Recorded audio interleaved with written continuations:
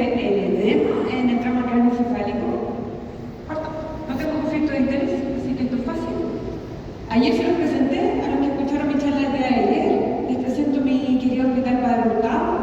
Está ubicado en una zona vulnerable de Santiago, la capital de Chile. Es hospital. Atendemos aproximadamente 500.000 pacientes.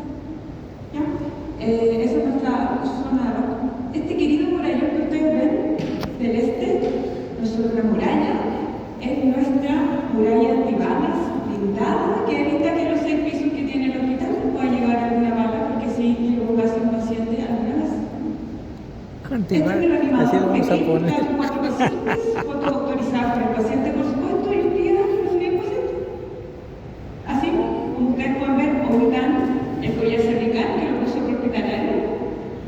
Y estoy viendo a este paciente, evaluándolo, por supuesto, imagen. ¿Se ve esta imagen?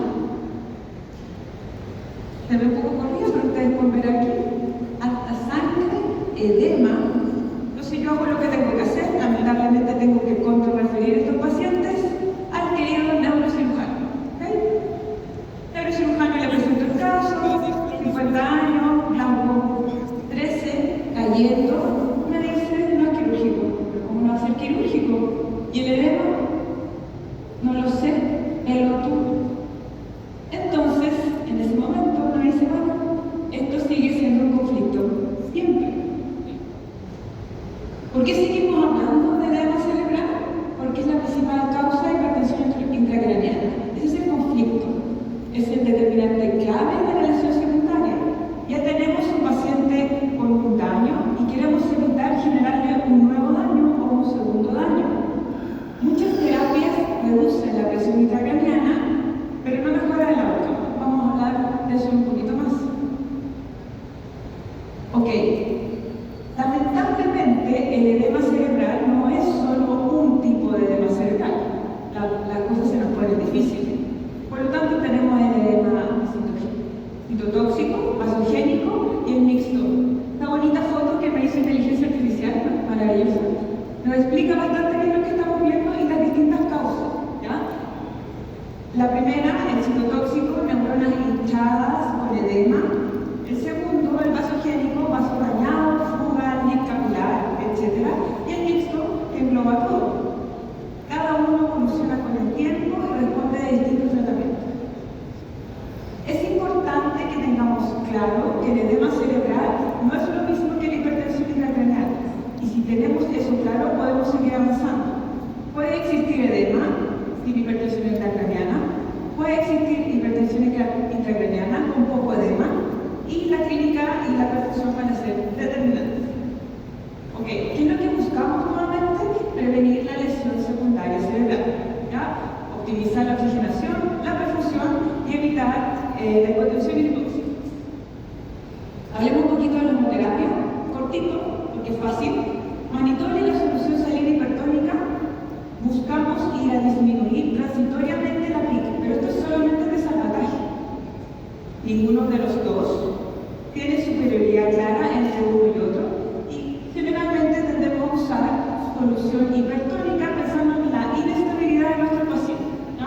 Además está el gran riesgo de daño renal que se ha descrito en el mannitol, por lo tanto en general yo por lo menos uso más hipertónico que mannitol.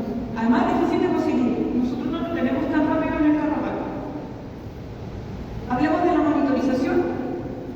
Tenemos que monitorizar la PIC, es útil, pero es incompleta. ¿Ya? No evalúa la perfusión y la autorregulación cerebral, lo cual es muy importante en estos casos. Nuevamente, estamos buscando evitar la lesión secundaria.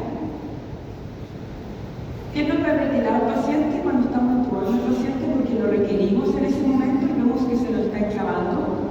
Disminuye rápidamente la PIC. Esto sí es una medida de salvataje. ¿No te mandé un monitor? Sí, lo hemos usado cuando me están preparando algún hipertónico, anunciamos de esta manera hiperventilando para poder tener. ¿Y si funciona? No lo es que no tenemos los. Ah, están re baratos. Reduciría la PIC refractaria, reduciría la mortalidad, pero produce discapacidad severa. Aquí vienen los estudios DECRA y RESCUE que vamos a ver un poquito más, pero tenemos que pensar que tipo de paciente queremos tener después de esta cranectomía. ¿Qué es lo que le vamos a ir a pedir al neurocirujano? Nosotros le digo, mira, te presento a este paciente, ya vas a hacer o no la cranectomía. Esa decisión la partimos nosotros. Ok. Lamentablemente, la evidencia no ha demostrado disminución sostenida de la mortalidad y mejoría funcional a largo plazo con ninguna de las medidas previas que les he comentado. Entonces, tenemos que pensar en el outcome funcional. Sobrevivir no es lo mismo que ser autovalente o tener una funcionalidad óptima para vivir cada día. Eso es algo que tenemos que pensar cada vez que tenemos nuestro paciente adelante. Es una decisión difícil. En el módulo anterior estuvimos un poco hablando de humanización y nosotros día a día nos vemos enfrentados a una realidad ética y humana. Yo creo que de vez en cuando, y lo que me gustaría que se llevara de esta presentación es esto. ¿Queremos un paciente que sobrevivió o un paciente funcional vivo? Hablemos un poquito de rescue. Es muy interesante este estudio porque aborda lo que les estoy contando. En el fondo, lo que buscó fue pacientes con trauma craneoencefálico severo, con un pico refractario, y se evaluó la cranectomía descompresiva versus manejo médico. Fue un grupo que se iba más tardío, ¿ya? Los resultados, efectivamente se murieron menos, pero la disfuncionalización o el deterioro funcional fue mayor, ¿ya? Y eso es algo que se discutió mucho en este paper. Por lo tanto, se describe como la cranectomía cambia quién va a vivir, pero deteriora mucho la funcionalidad. Eso es importante que lo tengamos claro. Entonces, si comparamos el DECRA con el rescue, DECRA, habla de los pacientes anteriores. Inmediatamente, lo que buscaba era intervenir al paciente con la hipertensión intracraniana como inmediata, ¿ya? Lo que dio es que no mejoró los resultados funcionales, no disminuyó la mortalidad y sí deterioró mucho la funcionalidad. Eso es el rescue que es lo que hablamos recientemente. Busqué algunas guías clínicas para poder traer actualizar esta charla. Evidencia limitada, alta variabilidad. Así que en ese sentido les quise agregar un poquito al examen porque, ¿por qué no lo hablamos? Porque no actúa sobre el edema. Eso es súper importante. Tampoco actúa sobre la hipertensión intracraniana. ¿Qué pasó con el crash stress? Crash stress habló o mostró un cambio en los pacientes que tenían menos de 3 horas que se le administraba y tenía solamente un beneficio modesto en el TEC moderado. ¿Y de qué paciente estoy hablando yo? Del paciente con TEC grave y que ya sangró y que ya tiene el edema. Eso es súper importante. Y esto es como un reflejo.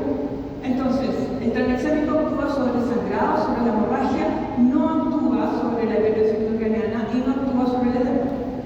Así que ahí se los dejo para poder compartir. Por último, no existe una estrategia definitiva. Dejé más que dudas, yo creo que certeza. Así que hay que evaluar caso a caso cada paciente y sobre todo piensen en la funcionalidad y el paciente que queremos tener después. Un poco de bibliografía si es que les interesa.